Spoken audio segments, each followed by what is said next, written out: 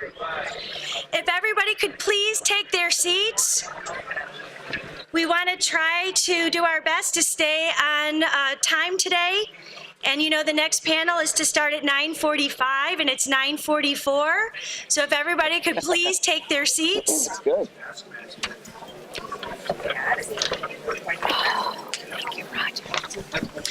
So earlier, I alluded to the fact that there were many people in Southeast Wisconsin that I reached out to in order to get in touch with the right people at Foxconn. Pretty much everybody sitting on this panel right here helped us get Dr. Wu and be able to network into Foxconn. And I really thought it was also very important not only to hear directly from Foxconn, but to hear from the people that made it happen. Everyone up here was involved in either recruiting Foxconn and or responding to the needs that are going to be transformed in Southeast Wisconsin.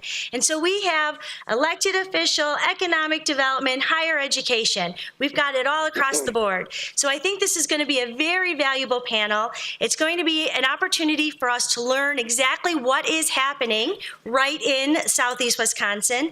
And it's something that we, again, can maybe understand from a best practice standpoint as opportunities like this continue to happen in the mega region. Our board member and really one of the best champions that the Alliance could possibly hope for, Chancellor Debbie Ford, will serve as the moderator. And Chancellor, I'll leave it to you to introduce the rest of the panels. Thank you. Great. Thank you, Kelly. And before we begin, join me in recognizing Kelly and Shalora for their work in organizing the 6th annual summit.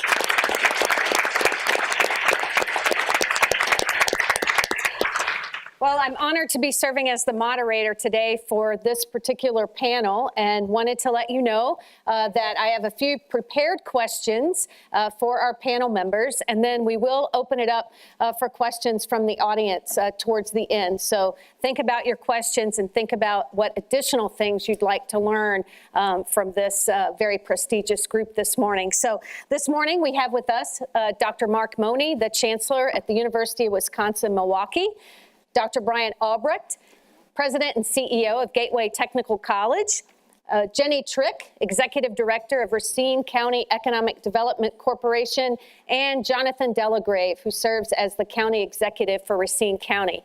I am fortunate to be able to work with all of these folks, and I'm very happy and pleased that you've taken time to join us for this morning's panel.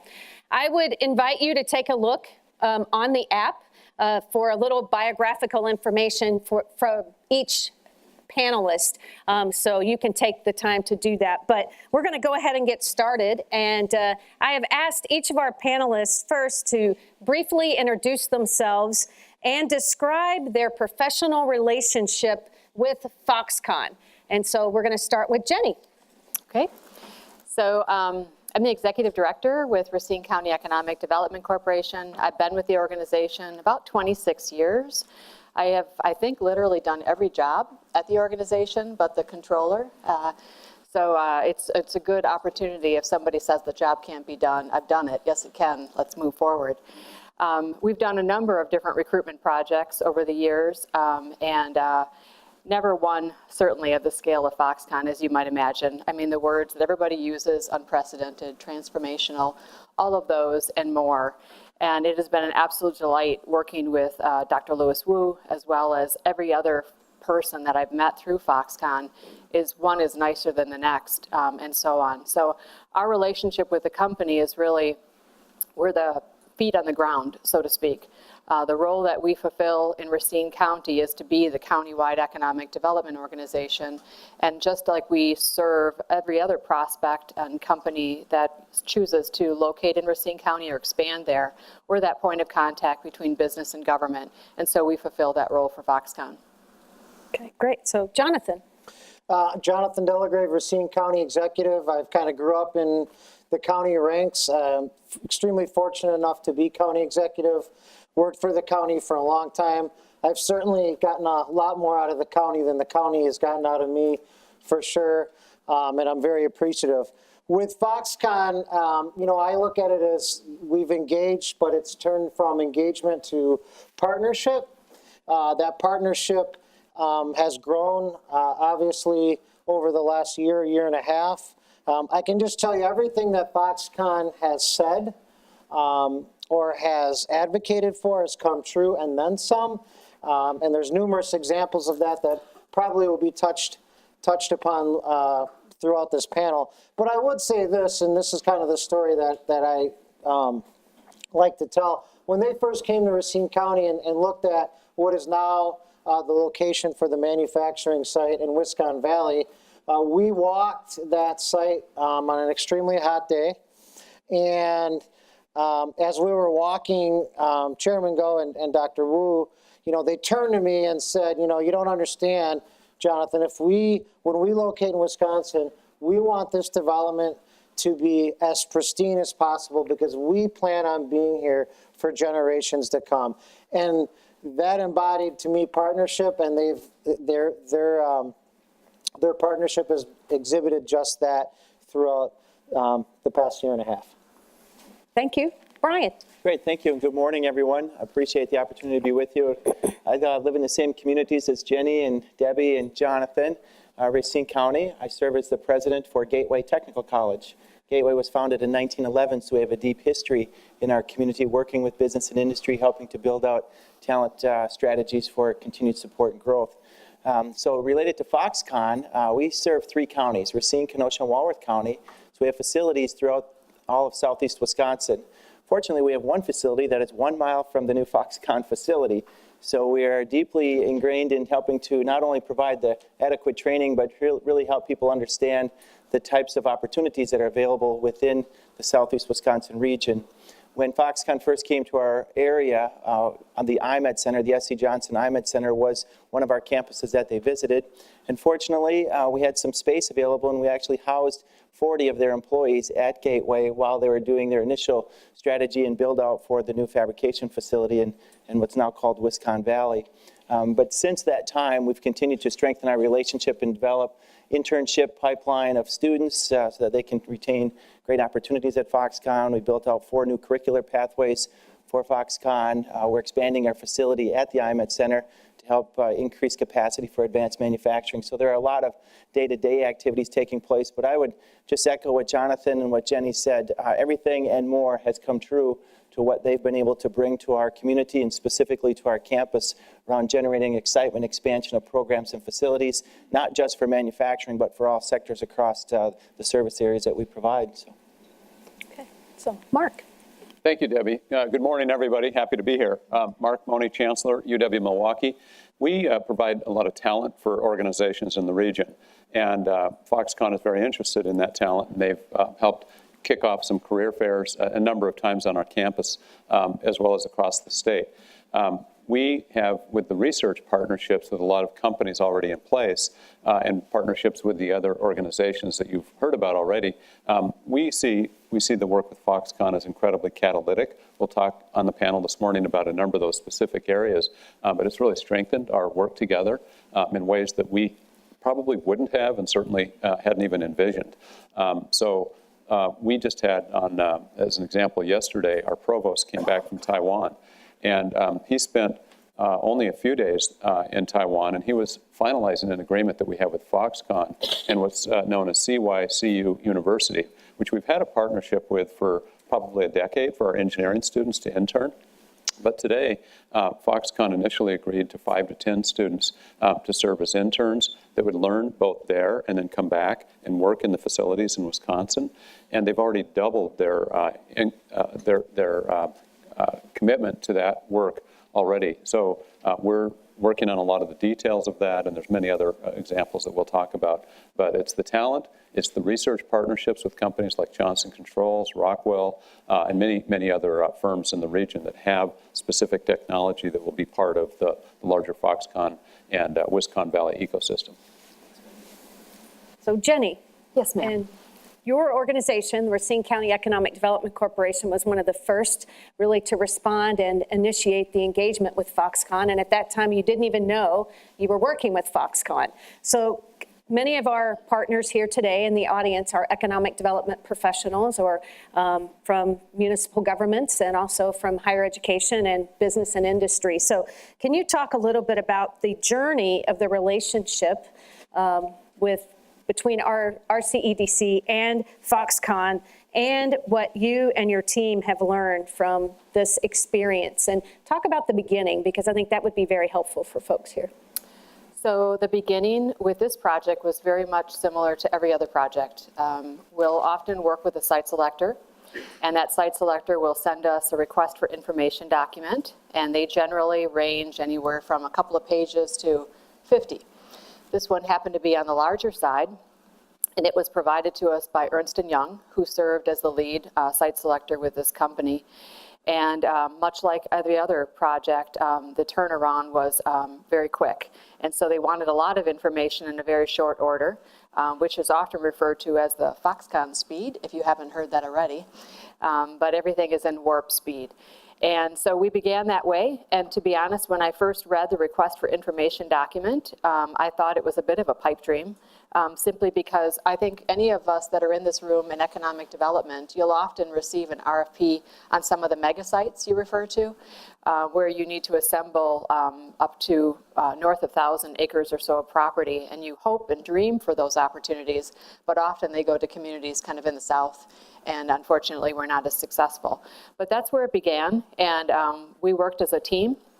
And I must say, even before this opportunity came to us, economic developers are very resourceful, and they need to know who their team is, and those teams are often elected officials, but they're often also ripe with technical knowledge, so engineers, attorneys, and so on. And really from the very beginning, when we received that information document, we quickly engaged Jonathan, as well as a couple of communities that were pitching for this project. And I can remember the day, Jonathan, where we assembled for an entire day around this document, and where we pulled all these resources together, including engineers, legal, again, and some of our community leaders. So from the very beginning, it's been a very collaborative activity, but it is just, again, another exercise in collaboration which already existed in Racine County. So we didn't have to do something unique. We just needed to draw on things that had worked already in the past.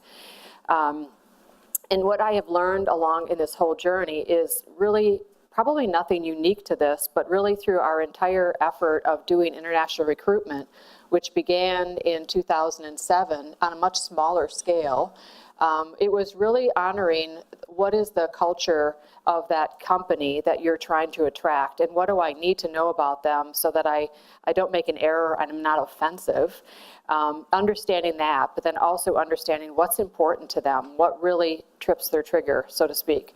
And of course, those are same issues that we deal with domestic companies, but it adds a little bit of a different flavor when you're working with international companies. And so just honoring the culture, understanding what that win-win solution is that's really akin to that culture, and then again, working really very closely with your partners overall. Great.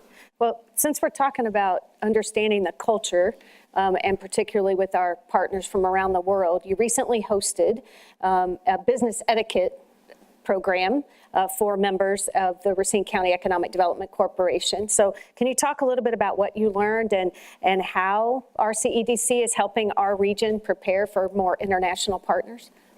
So as I mentioned, about more than 10 years ago, we started in this whole international recruitment endeavor. And one of the ways that we thought we would become more informed about it was to actually reach into the Chicagoland area, where you have a number of international chambers of commerce. And we started with a number of different countries, but one of them, fortunately, was with Siva Yam, who is the president of the U.S.-China Chamber of Commerce.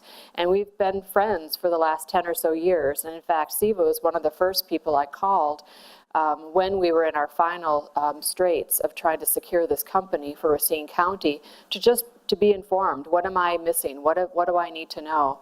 And so we drew on that same friendship when we knew that the same challenges and opportunities that Jonathan and I learned as on the front line of this, we wanted to inform our local community and our companies so that they wouldn't fall into the trap of perhaps having some challenges with some cultural issues.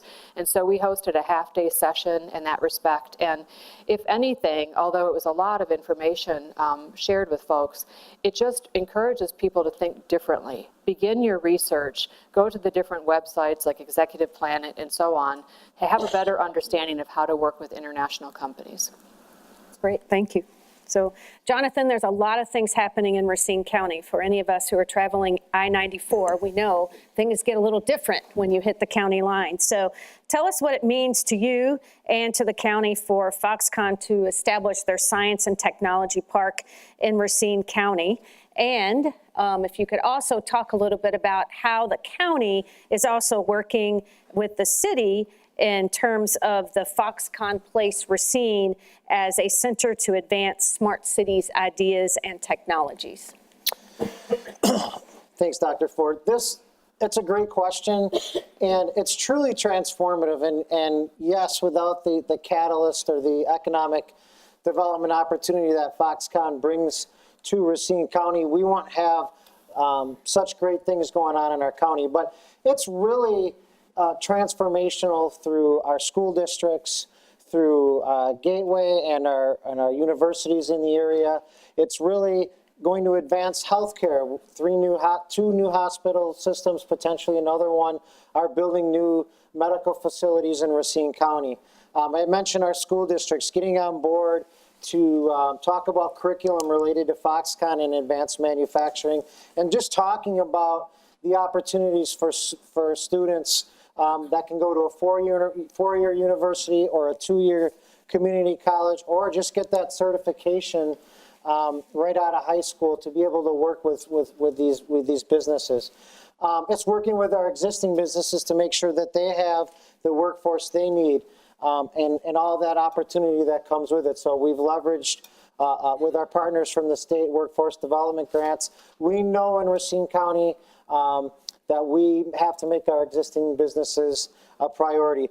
Quality of amenities for our citizens are important. So just those opportunities for recreation and family opportunities are going to be enhanced. So really, truly, this is transformational throughout our county in so many ways. I-94, we were kind of the hole in the donut. Kenosha County and Milwaukee County had their freeway systems already built. We did not, and we were not going to probably see that for 10 or 11 years. We went out and got a $160+ million grant from the federal government to be able to do that. So, I apologize for all of you going back to Racine and Milwaukee, but we are really, truly grateful for all the opportunities that brings Racine County. And so talk a little bit about the work with the city. And I know that you and Mayor Mason work closely together, and we're very happy to have the Foxconn Place Racine in the city. And it's about, 6 to 8 miles from the Science and Technology Park. So talk about that. Sure. So we have 17 municipalities in Racine County, and I want all of our municipalities to be able to benefit. And obviously, the city of Racine is our largest municipality. And they have, obviously, some demographics that I want to make sure are included for this project to make sure that everybody benefits. But the Innovation Center is going to focus on two things. One is smart cities, which we're grateful, and we can be the hub and be looked at hopefully as a smart city and smart county. And then second, they're going to be focusing on autonomous vehicles and whatnot. So being able to have routes from the Innovation Center to the site out in Mount Pleasant along I-94 would be great. But I would just say that, again, Foxconn was a catalyst to bring our municipalities together. So the city of Racine and the village of Mount Pleasant and the county came together to work to create a water development agreement that's going to enhance economic development opportunities quite a bit in terms of water usage and the cost of that water. We were able to do a partnership with the village of Caledonia, Mount Pleasant, to lower water costs for the village of Caledonia, saving the taxpayers $25 million in Caledonia. So working with all our municipalities and specifically with the city of Racine and the Innovation Center, again, is going to be transformative.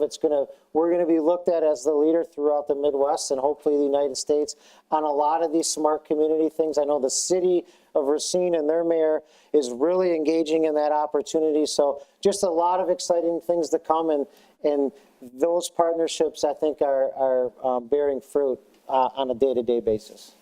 Well, I think key words that I keep hearing, and I certainly heard it from Dr. Wu this morning is collaboration and partnerships. And so, Mark, let's switch gears a little bit and tell us about the emerging Higher Education Regional Alliance and how higher education is partnering with Foxconn. And Dr. Wu talked about this as being one of the key reasons why they selected the Midwest and the state of Wisconsin was the strength of talent and the strength of the educational systems across our region. So can you talk a little bit about that? Happy to do it. You know, you've heard the words transformational, unprecedented, and things like that, but what the Higher Education Regional Alliance is a very clear, concrete step forward in a way that you don't typically see. We have created an entity called HERA, Higher Ed Regional Alliance, and it has 176,000 secondary education students, 18 academic institutions, representing 96% of the students in southeastern 7 Wisconsin counties. We also have partnered with Higher Expectations of Racine and the Strive partner in Milwaukee, which is Milwaukee Succeeds. We've got the Greater Milwaukee Committee, Metro Milwaukee Association of Commerce, and Milwaukee Urban League, and a couple of other organizations involved that are really going to help bring together the alliance between higher education and industry.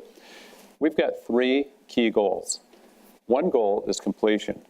No region in terms of strong economic development works well without higher ed performing at a high level. But nationally, we don't get enough students through in 4 or 6 year rates, at 2-year institutions in a 2-year rate. We all need improvement around what we call completion or better graduation rates. So we've received already nearly a $500,000 grant for technical support.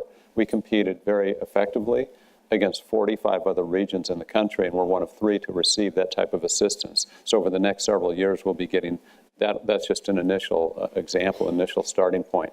We've just started working together in a collaborative way on completion, and we think there will be a lot of sharing of best practices, a lot of great things that will happen as a result of that concentrated effort. Dr. Ford and also Dr. Vicki Martin of Milwaukee Area Technical College, the president there, are co-chairing that group. We've got another group under which I'll call the portal.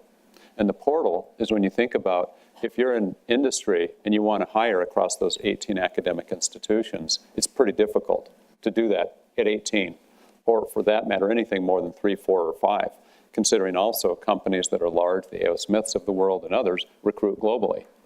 So this portal concept is how powerful it will be. Think about this. For you as an employer to access simultaneously all those students, and when I say 176,000, let me give you an example. At UW-Milwaukee alone, we put 5,300 people into the workforce every year. Now go to all the different academic institutions and think about all that talent, and rather than having to recruit one place for some of those, you can have one portal. Now similarly, from a student's perspective, the portal is very powerful because you might be at any one of those universities only able to interview with and find employment at those companies that your campus has a relationship with. But this portal works both ways, so that's a really powerful concept. The third area, I should mention, on that portal front, Dr. Mike Lovell, as well as Dr. Brian Albrecht, are the co-chairs of that group, so we've got the right people at the table. We also have a third goal group, and that goal group is about innovative programs. So one of the challenges that we have right now is that a lot of tech college students can't transfer very easily to the 4-year degree programs in the state if they want to go on and continue to be an engineer. We happen to have worked something out earlier with UW Parkside, Gateway Technical College, and UW-Milwaukee, where we have a technology pathway partnership. But if we can scale that concept and have stronger articulation agreements and also accelerated programs for the talent that's needed, that's going to be huge. So there's a lot of examples of that, whether it's in healthcare, whether it's in engineering, computer science, business, a lot of other areas where we can really accelerate that. So the co-chairs of that are also represented with the Technical College, with Waukesha County Technical College, and Milwaukee School of Engineering. So this Higher Ed Regional Alliance, HERA, is 2-year, 4-year, public-private, and for us, something we have not ever done before. We've had the interest, but boy, we've got definitely the enthusiasm for it now. So Mark, what would you say would be the secret ingredient to bringing everybody together, because in higher education, sometimes we're natural competitors, not natural collaborators. Yeah. You know, what's interesting is I think it's fair to say, we've been swirling about this, and we've had some isolated partnerships. And when I say isolated, they're good. They're great partnerships, and they're valued. But to take it to scale, I think the tipping point for us has been we have no choice now with Foxconn. I mean, that has really been the convener, if you will. Even if Foxconn isn't at the table, their presence. So I'm sure you experience this no matter where you are in the Midwest. We've got this incredible talent shortage, and we've been trying to meet this. And now it's really exacerbated. And so to create that talent pipeline, reaching back to K-12, looking at this in a powerful way, it really is that. And the neat thing about it, too, is that everybody, I think, really appreciates how collaborative we've all become and what great leadership we have across our institutions. Great. So, Brian, Gateway Technical College and the Wisconsin Technical System, you have been national leaders in partnering with industry to prepare the workforce of the future. Can you share with our audience today some of the workforce development initiatives that you have developed with Foxconn, and talk a little bit more about your co-location at their facility in Racine, and then your build out at the IMET Center? I'd be happy to. This should probably take the rest of our time here today. You don't have that much. So I might just start out by kind of peeling back a little bit. The fortunate relationship we have with our local industries doesn't happen without other partnerships. So the Hera Group, working with universities, is really critical for our long-term success. Reaching down into our K-12 programs, we served over 7,000 high school students with dual credit programs. That's essential to build a pipeline, whether it's to the 2-year or the 4-year post-secondary opportunity.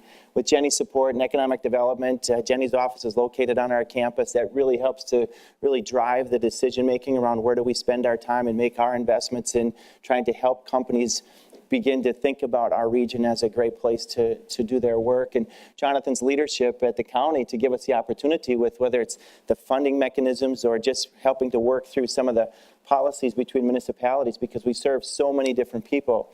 Having said all of that, I did mention that we were founded in 1911, so we have 160 corporate training partnerships that we're nurturing right now. And I say nurturing because it's a continuous evolution. Things change, leadership changes, whether it's at the schools or at the business partnerships. You have to work at that every day. And some of them are fairly mature. So we've got buildings named after some of our great corporate partners, the S.C. Johnson Integrated Manufacturing Center. Snap-on Tools, we train not only locally but nationally and internationally for Snap-on Tools. You could go to InSinkErator, Twin Disc, Modine, Amazon. They're all great partners with the college, and they all have unique aspects of how that relationship was developed. Many times it was because they were trying to identify where can we attract talent and how can we make sure that we have skill sets that are going to be assimilated quickly into their manufacturing facility, which is kind of the core mission of Gateway. So that's an easy lift for us. Foxconn was a little different. It was a little bit more around how do we sustain the whole idea of creating an ecosystem of not only talent but also innovation. Now, we're fortunate to be living in a community that has really been built around innovation. So Case Tractor's world headquarters is there, and I mentioned some of the others, S.C. Johnson and Twin Disc and InSinkErator. And so there's a lot of innovative practices that are going on that maybe weren't necessarily always the driving force of what we need to start thinking about. So entrepreneurship, smart cities, how do we take the best ideas of the brightest students in the region and really make those into practical applications for our communities. And I think the Foxconn initiative has really not only elevated that level of discussion with us, but changed the way that we think about the programming we offer. Jonathan led a team along with Jenny to visit Osaka, Japan. I was fortunate enough to go along. With 100 years of history in manufacturing, I thought we were pretty good until I saw how manufacturing is done in Osaka, Japan. We needed to ramp up very quickly. So what we did is put together 4 new training partnership programs with Foxconn, including IIoT, the Industrial Internet of Things. We'll be the first college in America to offer ZDT, Zero Downtime Technology and Robotics. I probably wouldn't have even known what that was 6 months ago. Now we're building a new facility to support that. The Industrial Data Analytics Program, very unique integration, our IT program with our manufacturing program. We may have gotten there at some point, but it might have taken 10 more years. Now we're going to do it in 10 months. So supply chain management, I don't know if it was mentioned earlier today about the massive infrastructure for supply chain for our region, so we need new specialized skills in those areas, both at the 2-year and at the 4-year level. And then cybersecurity, which I'm sure everyone talks about. How do we protect our IT systems, but how do we protect it in a world that is now globally competitive in our backyard? So it's IT, cybersecurity in manufacturing, cybersecurity in healthcare, which changes the way we think about the types of programmings we offer. So now instead of separate IT discipline where you're going to get a degree in software management, it's integrated into the manufacturing center. Students will be working hand in glove with our computer integrated manufacturing systems. So that led to a different perspective and maybe a different vantage point for where we think we need to position our campus to get our students ready. We still offer all the terrific programs to support all those 160 other partnerships. They're essential to our long-term stability within our community, but we're trying to project out at a much more rapid pace. What do we need 5 years from now or even 10 years from now, and how do we position the college to do that? So working with the state of Wisconsin and the county and the municipality of Mount Pleasant, we were able to generate support for funding to expand our manufacturing center, as I mentioned earlier, to give us about 36,000 square feet of totally automated manufacturing systems, which will not only, I think, revolutionize the programs we offer, but serve as a model for students that want to go on to four-year engineering degrees, because we'll have advanced technology in their home community.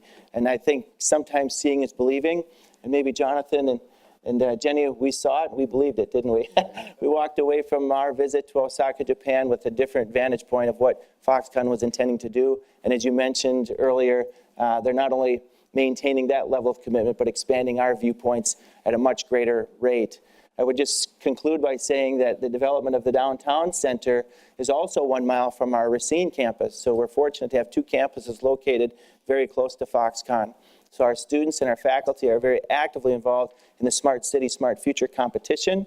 We want to be a demonstration campus, both at the IMET Center and the downtown Racine Campus Center, so that we can become a smart campus environment, help our students assimilate into that technology environment so that when they become citizens and working in our community, they're more accustomed to those types of rapid changes. So we're really excited about what Foxconn has brought to our business partnerships. That's great, thank you. And I can see parts of Dr. Wu's vision coming through in terms of the Wisconsin Valley right here in the Midwest. So, Jonathan, one of the things that everybody's talking about, and we know this from the OECD report and the presentations today, that talent and workforce development are key. And it's probably one of the things that keep many folks up at night. So, Racine County recently received funding from the state of Wisconsin to support workforce development. So can you talk a little bit about your priorities as county executive and the partnerships that you are forming and sustaining in order to meet the increasing demands for talent across all industries in Racine County? Sure, great question. It really starts, I think, in really three buckets. One is, we want to make sure as a county that our residents, especially those with the barriers to employment in the past, have those opportunities. So whether it's transportation or childcare or a single female head of household who has barriers to employment, we want to make sure that those individuals have that opportunity. And we've shown some great success in the last year. The city of Racine's unemployment rate has dropped, comparatively speaking, to other cities in the state of Wisconsin by quite a margin. So we are making inroads there. When I got elected, we had an ambitious goal to have the city of Racine's unemployment rate match the state's. And we drilled down the data, and it was at first 900 jobs, and now we're down to about 300 plus jobs or so. So we want to make sure that we hit that 300 and accomplish that goal. Second is we have to do a better job in Racine County, and I guess to really in detail, what keeps me up at night is we're aligning services, that we're not having a duplication of workforce development initiatives. So we're taking some of that fast forward money from the state of Wisconsin, which is about a little bit over $2.5 million, or a little under $2.5 million, to make sure we're in alignment so our existing businesses have a workforce, and that we are creating that workforce demand, or from businesses that demand to our workforce, so individuals will have opportunities, as I stated. And then third is the talent recruitment aspect. to make sure that this is successful, we have to draw people to southeastern Wisconsin and UW-Milwaukee and Parkside into Gateway. And we need to draw people to southeastern Wisconsin for employment purposes. And that's not just for individuals to work at Foxconn, but it's also individuals who have a husband or a wife who's going along to the trek. What are available? What do each of our school districts have to offer? What type of healthcare system does Racine County have? So we need to make sure we're marketing Racine County for families that we want to hopefully relocate to southeastern Wisconsin and Racine County. So it's really, and we're going to partner hopefully with Manpower on that. We know that what our county is good at and what we need help at, and obviously the county getting into the talent recruitment is something that's new to us, and we want to make sure our partners like Manpower can help us with that, who have that expertise. So really, to sum it up, it's really three things. It's one, making sure those who have barriers to employment get an opportunity. Two, it's making sure our existing businesses have a Racine County ready workforce. And three is that talent recruitment that I mentioned and bringing people to southeastern Wisconsin, but most importantly, Racine County. So, Jonathan, one of the things you mentioned also, and I know that one of your priorities is to work across the municipalities in Racine County and beyond. It's not just in Racine County. So talk about really how that's going and what advice you would give to folks. Because again, sometimes it's not as easy to work across those geographic boundaries because we like things the way we like them in our area. We do, and so that's for sure. As county executive, and as you'll talk to and other county executives will tell you, we have 17 municipalities in Racine County, and as county executive, each of them are like your kids, right? They all have their strengths and they all have their weaknesses, and you want to be able to improve on the strengths and obviously make the weaknesses into strengths. So, but Foxconn was a catalyst to bringing everybody in alignment in Racine County. And I had mentioned we've had so much success with our municipalities, whether it's infrastructure and keeping the cost of water down, or whether it's creating an environment where I think you've heard this term is where business is open. Truly, business opportunities are open in Racine County. But we also want to stress to our municipalities and to really our existing businesses is that, if you want opportunity, you also have to be proactive. You just can't sit there and say, well, what is Foxconn going to do to me? Or what is the county going to do for my municipality? So what we want to do is encourage, look, if you have a housing development, work with the Racine County or work with Foxconn, develop partnerships. And we've had a number of municipalities starting to do that and offer ideas and thoughts and plans to partner with Foxconn. So really, alignment of our municipalities is key. I think we're there. I think everybody's on the same page trying to make this economic development opportunity work for the greater good, which has taken a little bit of time, but like I said, we're there. And then encouraging and fostering innovation from our municipalities to, in particular, Foxconn and Racine County, so they can have that diverse community that they want in the future. Okay. So one of the things that Dr. Wu talked about was supply chain.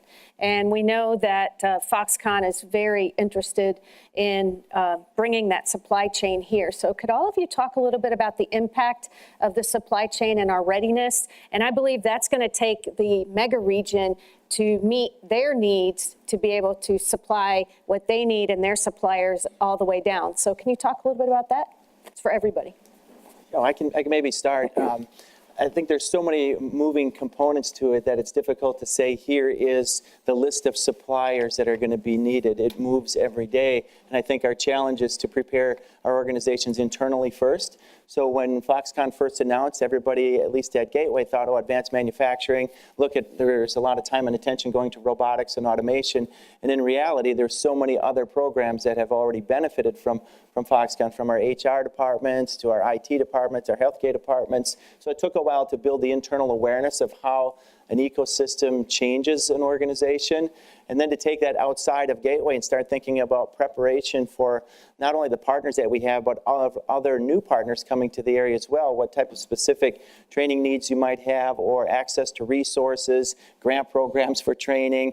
So we've been spending an enormous amount of time just welcoming new people to our communities, giving tours of the facilities, making sure they understand all the resources that are available. I think we call them matchmaking events on campus, where literally hundreds of people come out to these matchmaking events to really see where they might fit within this larger entity around supply chain.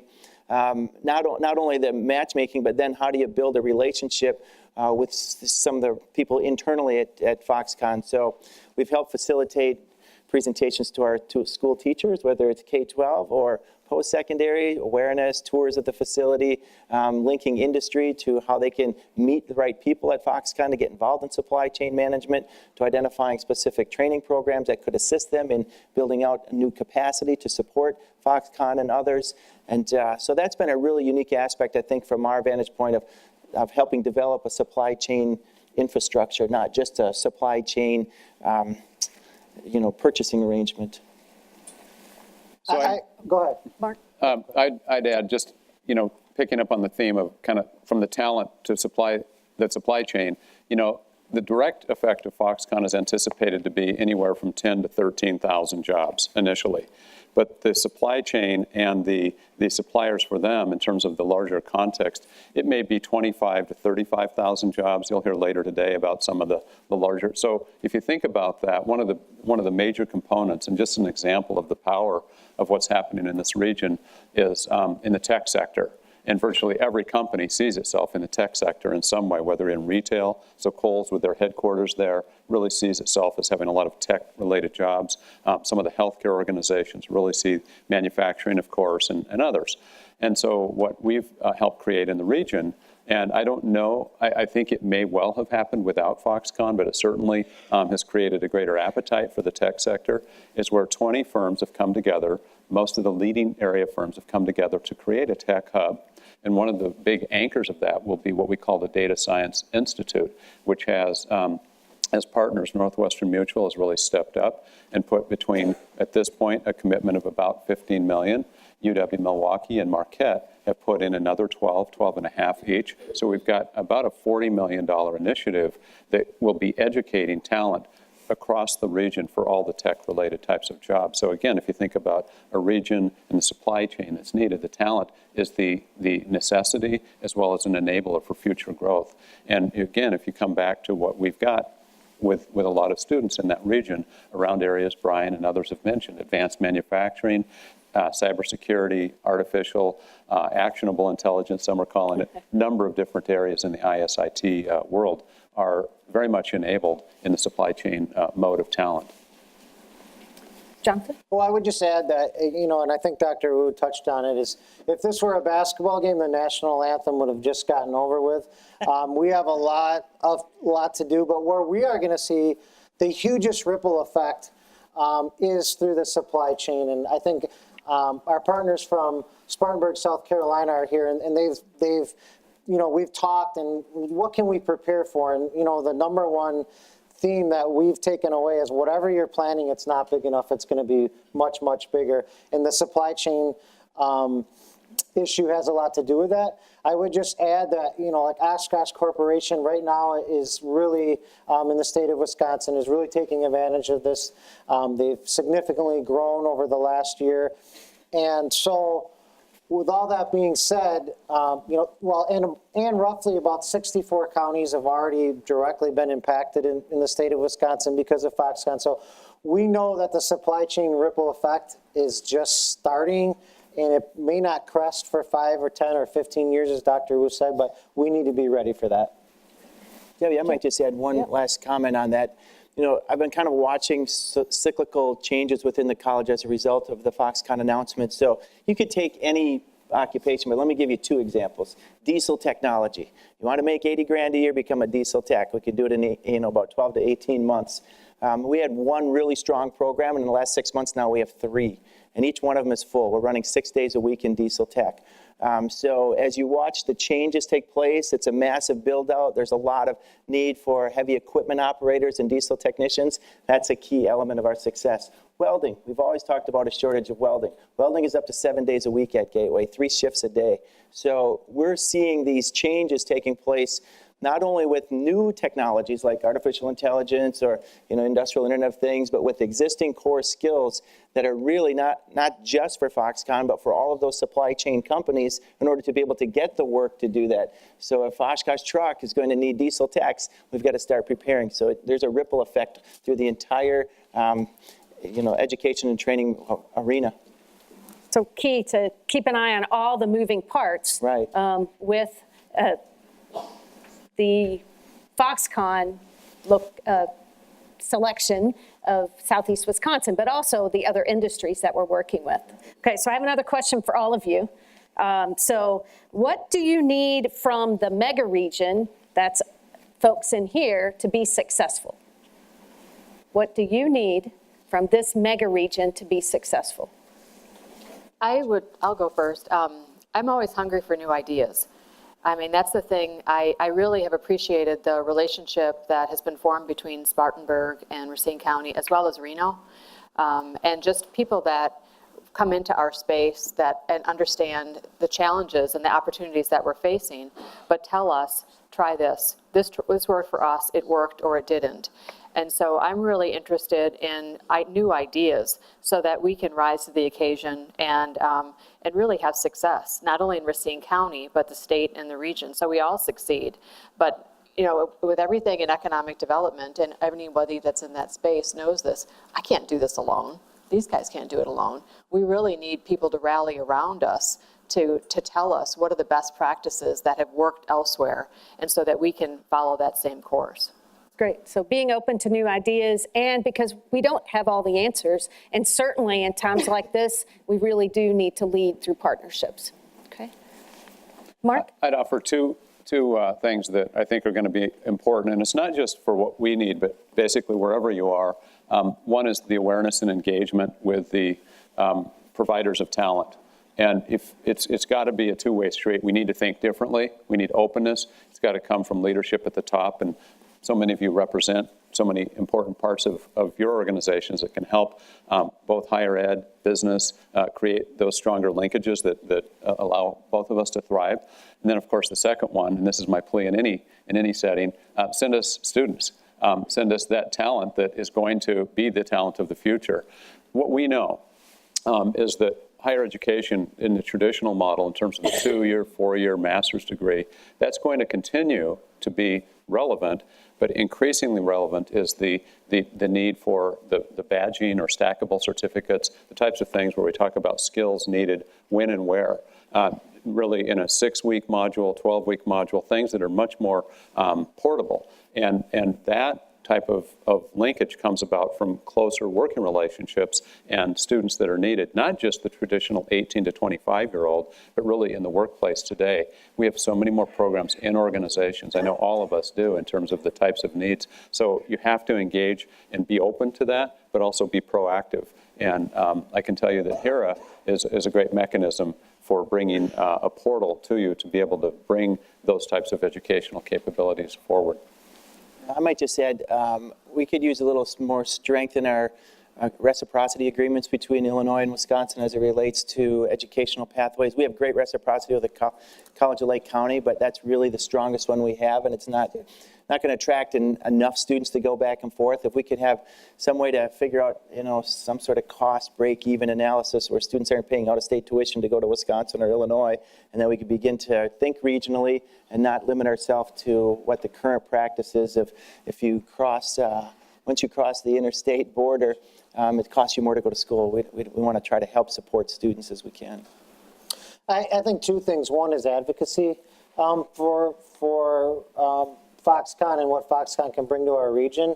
I think Dr. Wu touched upon it a little bit when he was talking about, there is some adversity or some negativity around that. So advocacy would be huge for our partners around the region.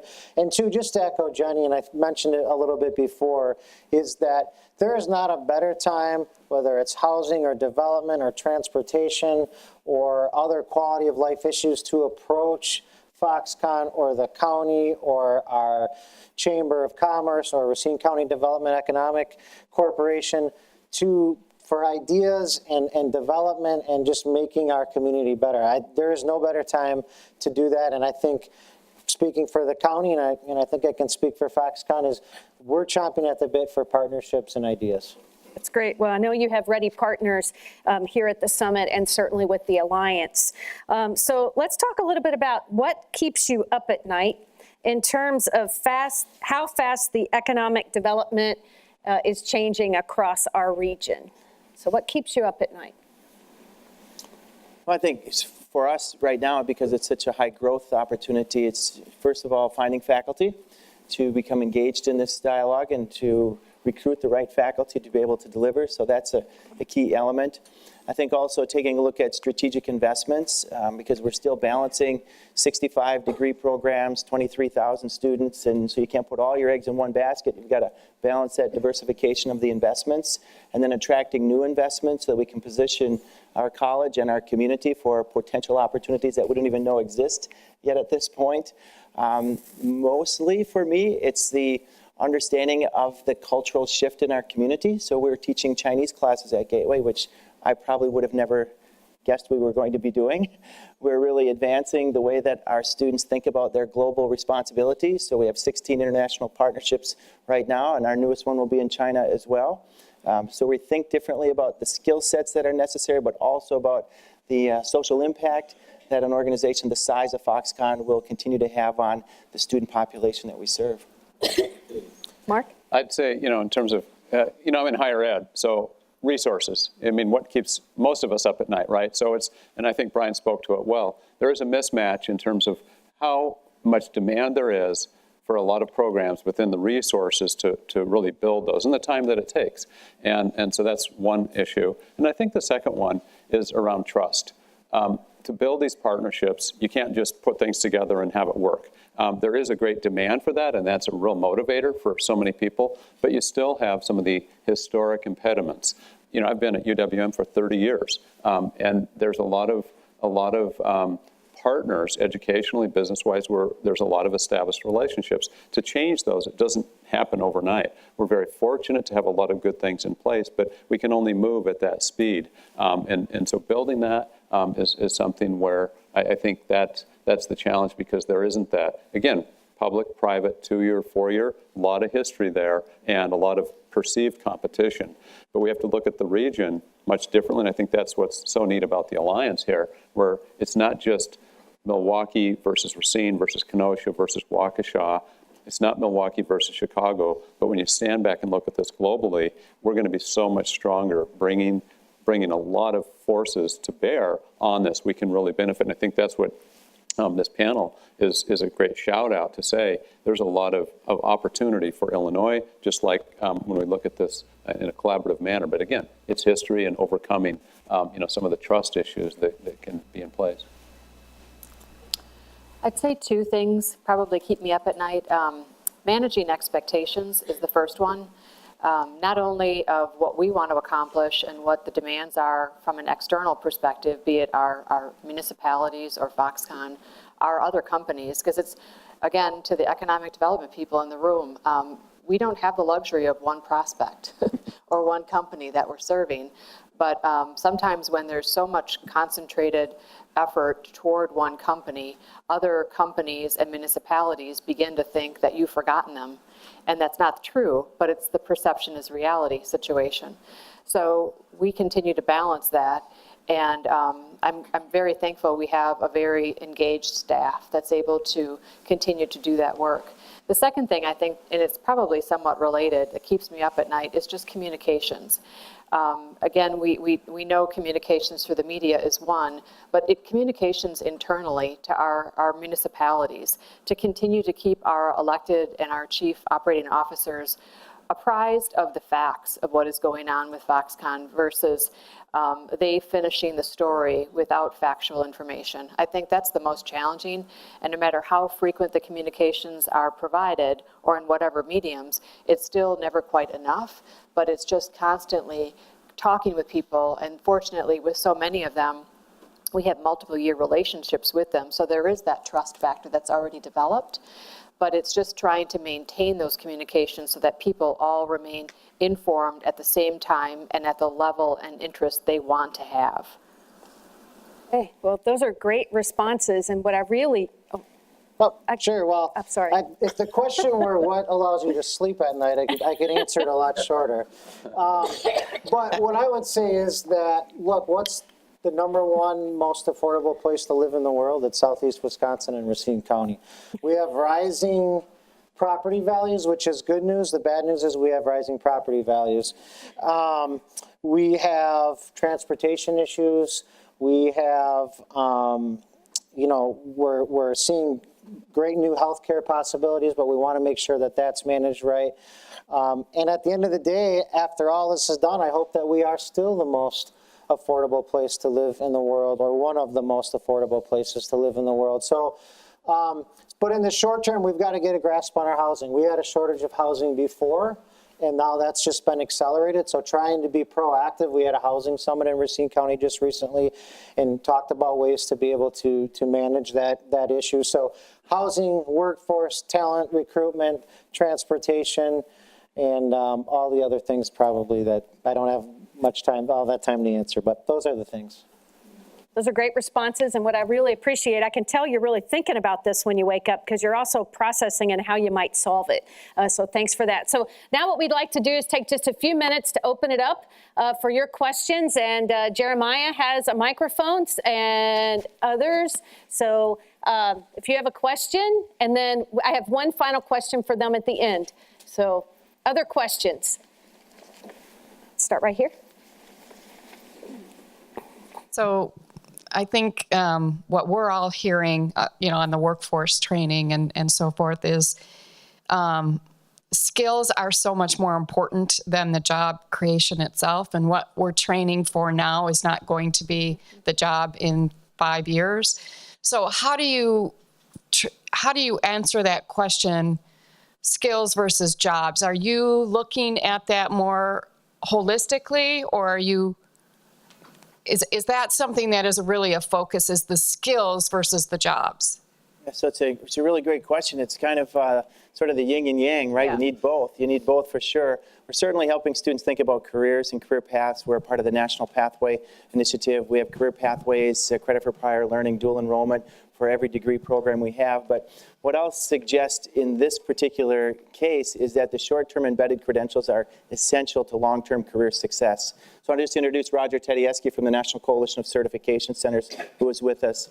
I'm really proud that we have 65 associate degrees, 100 one-year diploma programs. We have 200 industry certifications. So we try to align our industry expectations with the academic experience a student is going to get. So even if you don't stay with us for a year or two and get a credential that says you've obtained a degree, you will at least have a series of occupational certifications which will get you a start in the workforce. And then we will give credit for that so that you can continue, whether your company is going to support you or whether you're going to come back later as a life change. We want to add value through the entire journey. So short-term embedded certifications are part of the focus that we have in ensuring that at whatever pathway an adult or a young person takes, they're at least going to have skills that have been measured against industry credentials. Mark, do you want to add to that? I would add one important component, I think, is that we have to also think about lifelong learners and lifelong learning skills. So things around social skills, emotional intelligence, writing, communication, negotiation, things that really instill with individuals some of the critical aspects. I'm on a number of different boards of national presidents, chancellors of universities, and what we're seeing is that tech companies in particular are really looking for that skill set. Go to Silicon Valley, go to Boston, go to Route 128, Austin. And they find the shelf life of a lot of technology is a year, 2 or 3, but the ability and the appetite, if you will, and individuals that can think broader. And in addition, when a lot of companies and their CEOs ask for a lot of tech talent, they say, and it's not just the tech talent, we need people who can play in the sandbox together. Can you work on that? And that really becomes increasingly important. So those, I think, are critical. And I think that's where our partnership with Manpower has been great, to look at that. And that's what they see in terms of the world of work as something that I think, and tech colleges, I know in Wisconsin, have been really good at building that into their curriculum, as well as what you get with most of your four-year campuses. But we need to elevate that and make it more explicit as a brand and strengthen that more. Question right here. Yeah, first of all, I'm very grateful that you talked about lifelong learning, because anybody who's ever heard me talk, they know I talk about that all the time. And what I often do, though, is I like to take a look at lifelong learning beginning at a very young age. What we've been focusing our attention on right now is post-secondary education, right, and training. And I love what you're doing with the Gateway Technical University.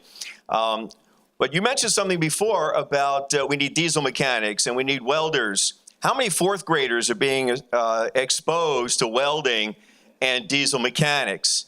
Because that's where it starts, right? Sure. We usually just ignore that. Back in the old days, back when I was a kid, back in my day, right, we used to have vocational education. We were exposed to all these things, and then we can make a decision as to which life path we want to take. Well, right now, that's kind of, we're not doing that anymore as much as we probably should. So what are your thoughts on actually exposing young children in the pre-K through 12, grades for all the opportunities that go on into the future? Because I agree with you. We don't know what the jobs that 5 years, 10 years, 15 years from now are going to need. We don't know what kind of skills they're going to need. Yeah, I think it's a great question, and thank you for bringing it up. So as a result of the Foxconn initiative, we have, as we mentioned, had to go through some really strategic thinking. We now invest in 8 elementary schools. We start our technology programs in 2nd grade. So we have 8 kids labs throughout our district. We'll add more this next year. This year we're also adding 8 new middle school robotics programs. We already have 30 robotics programs at the middle school. We align our high schools, like I mentioned, dual credit, 7,148 high school kids getting dual credit at no cost, saving parents $2.5 million in tuition and fees. So we provide free teacher professional development and any grade level, preschool, 1st grade, 3rd grade, 4th grade. We do that all summer long. We have a mobile training unit that we will take out to a school, bring the equipment out, so they don't have to worry about making the investments. We co-run 3 high schools right now, including the Real High School in Racine, the Lakeview Academy in Kenosha, and the Burlington Academy in another community that we serve. We support the alternative high school on our campus for direct dual enrollment at the college. So there's a list of things that we're doing, but it's still not enough, right? And it's still parent awareness and parent orientation. So we spend a lot of time giving tours and open houses and helping students and parents at all grade levels understand that there is a resource in their community that has been there for a very long time, but has changed dramatically over the last 10 years or so, and we welcome them to our campuses. I'd give an example, and I want to reinforce what Brian said. We can't do enough of this. We have a partnership in Milwaukee called M Cubed. It's MPS, MATC, Milwaukee Area Technical College, and UWM, the 3 M's, working in an exponential manner with 140,000 kids at the K-12 level, and then at the 2-year technical college and at UWM. And we have a number of different things in place through 5 different goal groups that have been working for the last 4 years, involving parents, getting kids to come to high schools, and from younger ages, getting them exposed to the types of things that they're going to be learning later. We have, through these programs, students will come in and they'll spend time at our School of Freshwater Science, elementary school, and we've got this graduate school, and we'll be having undergraduate programs. But we want to have coloring books, because when they spend time on our research vessel, they don't want to leave that boat. They want to really get excited about the career possibilities. But having students from those schools come on college campuses and spend time with employers, it does a couple of things, because it exposes them to life in college. And earlier we had a keynote today that talked about the equity lens, and that's really what undergirds a lot of the work that we're doing collaboratively to really try to keep opportunities available, open. And because of the talent needs, we really have to look at every possible student for the future. So those are the types of things that we want to reinforce and get as much exposure as we can at early ages. I would just add one thing. The county is only as good as its nonprofits, its faith-based entities, and our school districts. We partner with Racine County's Higher Expectations. We take a focus. We pilot a program for 4K kindergarten. We want to make sure 3rd grade reading, 8th grade algebra attainment, 9th graders have a minimum credits, and that everybody has a plan when they graduate from high school for a sustainable job or for a higher educational opportunity. It's important for us to do that. We've helped shape our high school academies in our largest school district the last few years. So we take a great interest in making sure that exposure to technical careers is a priority. Now, I'm going to have to add to this one too, because of the importance of our reaching and developing partnerships with K-12 is more important than ever, just as we're reaching and having partnerships with business and industry. And so thank you for your question. And in Southeast Wisconsin, we're fortunate that 3 of our communities, actually 4, have the Strive Together relationships, Higher Expectations in Racine County, Building Our Future in Kenosha County, and Milwaukee Succeeds in Milwaukee County. And so those efforts really help to align business and industry, government, K-12, and higher education. So really great work happening in that space. So we're going to go to, we have one way back here, and then I'll get yours, and then we'll close up. I have one more question for them, I hope. So as this is a regional summit, I wanted to ask a question about the Regional Education Alliance. Have you reached out to educational partners in, let's say, Northeast Illinois? If you have, how has that been going? If you have not, what's the plan to do so? Let me, I'll start with that, and I know Brian will have some thoughts as well. We've decided, we've had our 7th meeting together, so we're getting our legs under us, and we want to figure out, first of all, our own goal groups, figure out how we're going to operationalize and deliver on the expectations that we have internally. So the thinking is the first year, let's get this figured out. We do have linkages. Brian gave an example of some with Illinois. We have at least 3 other regional groups in Wisconsin right now that are at different levels of formation of their regional higher ed groups with business, meeting those needs. And we've basically had discussion with them and said, let's figure this out first ourselves and then bring that together. And then the next linkage that makes sense would be with Northeastern Illinois, and to look at both higher ed and the business opportunities that are there. So we're not quite ready for prime time. Brian, I don't know if you'd agree, or Debbie. I think you're absolutely right. I mean, you know, in Wisconsin, we're still trying to not take the ball out of the end zone on the last play of the game, drop a knee, and then let Aaron Rodgers win the game for us. So first, we got to get our act together internally. So we're working very closely with all the colleges and universities, but independently, there are relationships with many organizations outside of our region. So I mentioned the College of Lake County, we have great reciprocity and articulation. Harper College, we have great reciprocity. City Schools of Chicago, we have great partnerships there. So we have individual elements of that happening, but not collectively as a region yet. But I'm sure that that will be part of our long-term growth strategy. And I would just say that the Alliance is the platform to help make that happen, because higher education is well represented from Northwest Indiana, as well as Illinois and Southeast Wisconsin. So, yes.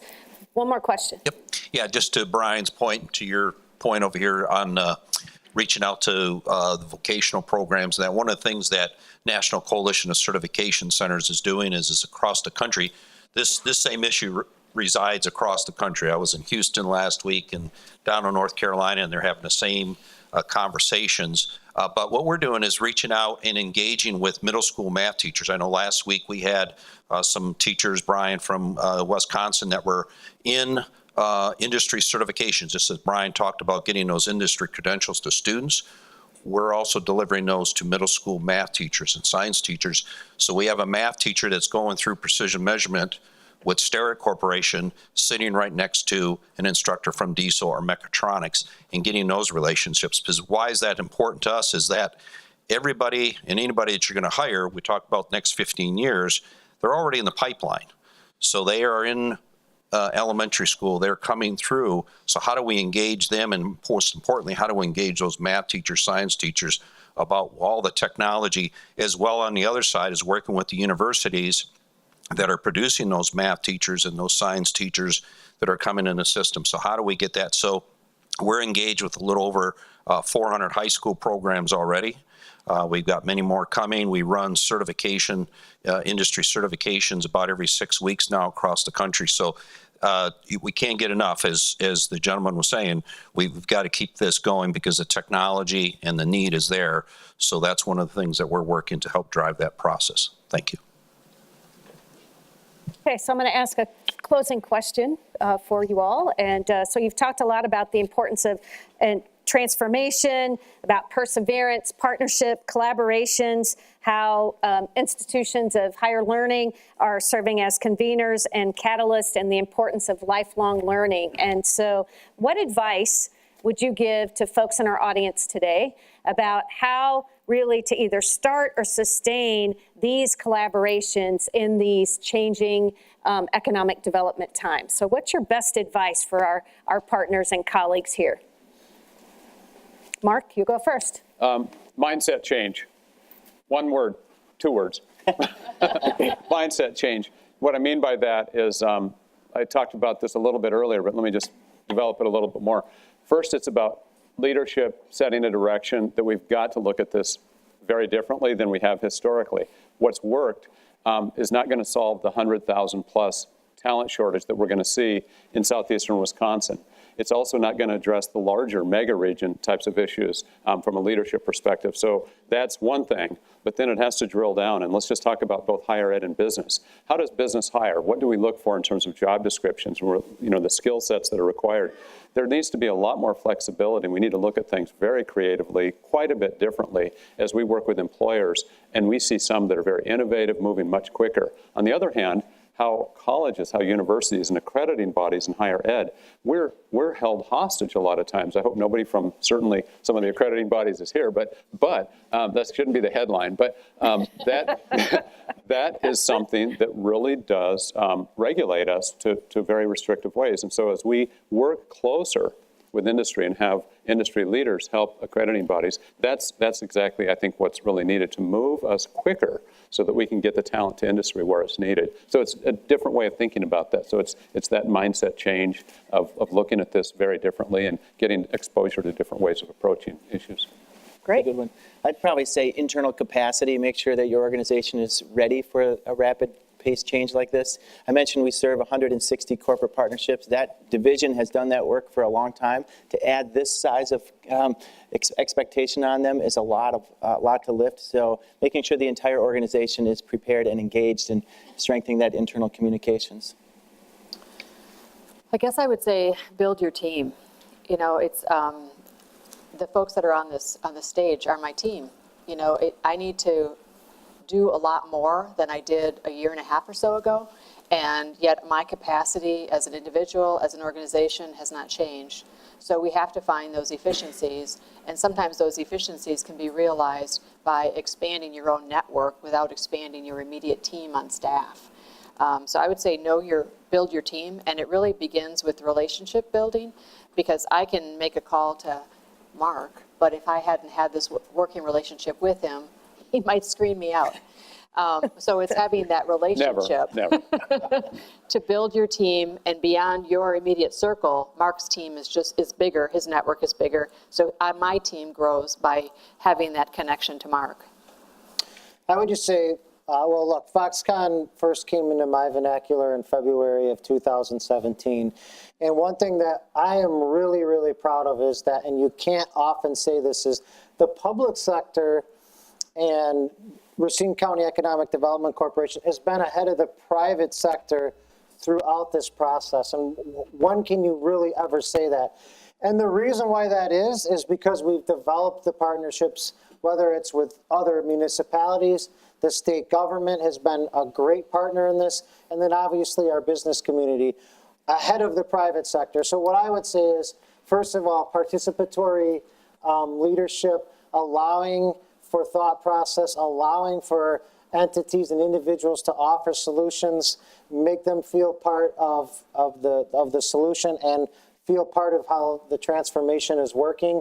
And then just continue to build on that on a day-to-day basis. It's something we're proud of in Racine County, and like I said, we're lucky for this transformational opportunity. That's great. Well, please join me in giving a big round of applause to my partners and collaborators.